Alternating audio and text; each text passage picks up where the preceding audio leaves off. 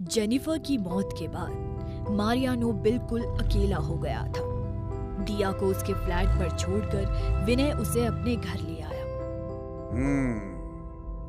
अच्छा है वो तेरा फियांसे दिया। Nice girl. हाँ, बस जिद्दी बहुत है, आसानी से कुछ समझती ही नहीं।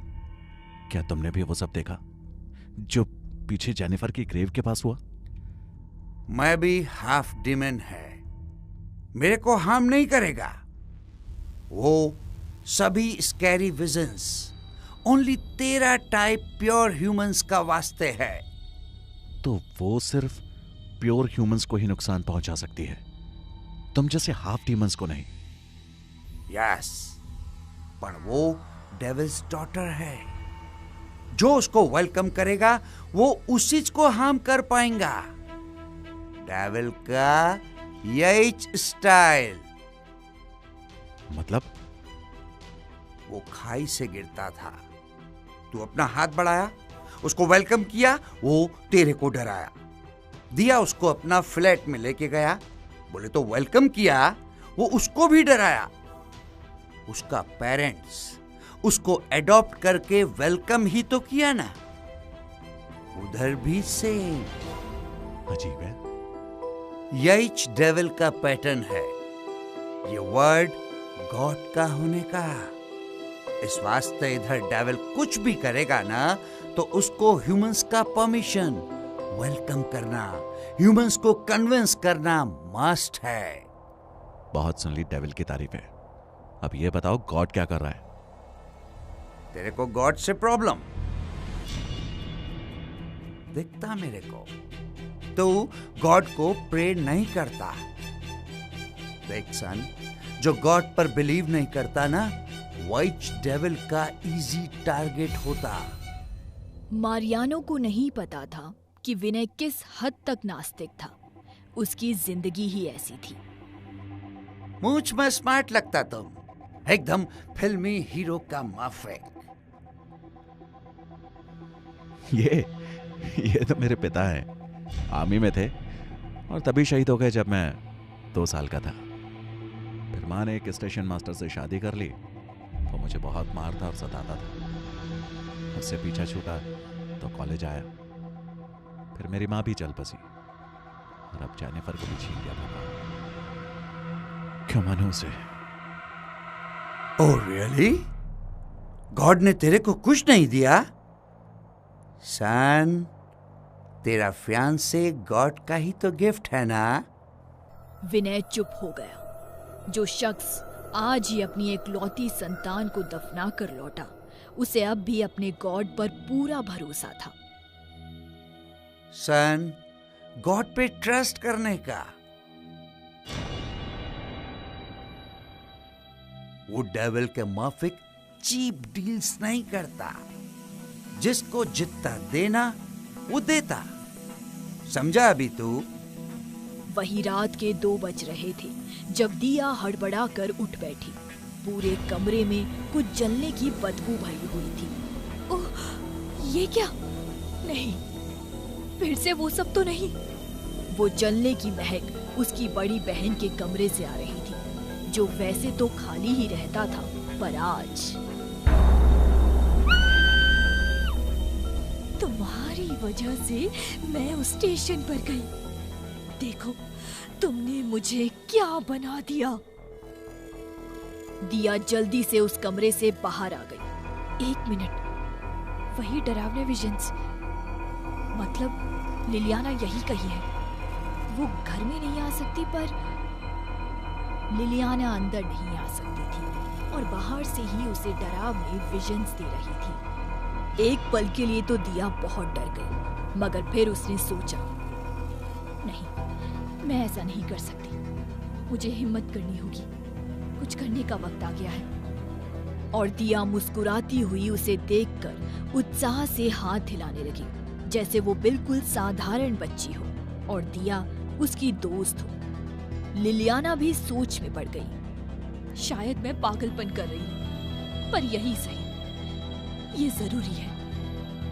दिया ने एक झटके से वो सैंडविच की प्लेट और जूस का गिलास बाहर रख दिया और अंदर आकर जल्दी से दरवाजा बंद कर लिया।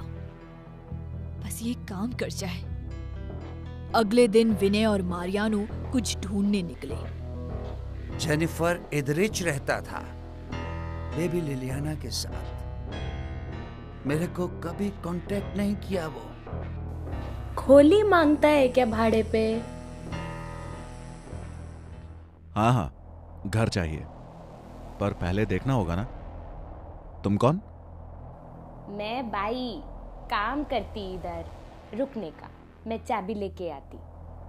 अच्छा, पहले जो यहाँ रहते थे? एक गोरी मेम थी साहेब, और उसकी छोकरी। दोनों एकदम सुंदर पर अजीब भी थे। अजीब? हाँ साहेब, वो छोकरी थी ना, वो बहुत तंग करती थी अपनी माँ को, और वो मेम दिन भर डांटती उसको। कभी तो वो लास्ट वाला कमरा में बंद कर देती, फिर तो वो छोकरी इतना चिल्लाती कि पूछो मत। तो जेनिफर भी लिलियाना से त्रस्त थी। विनय ने उस कमरे को खोला। तभी विनय को नजर आया वो कैलेंडर जिसमें देवी काली की तस्वीर थी।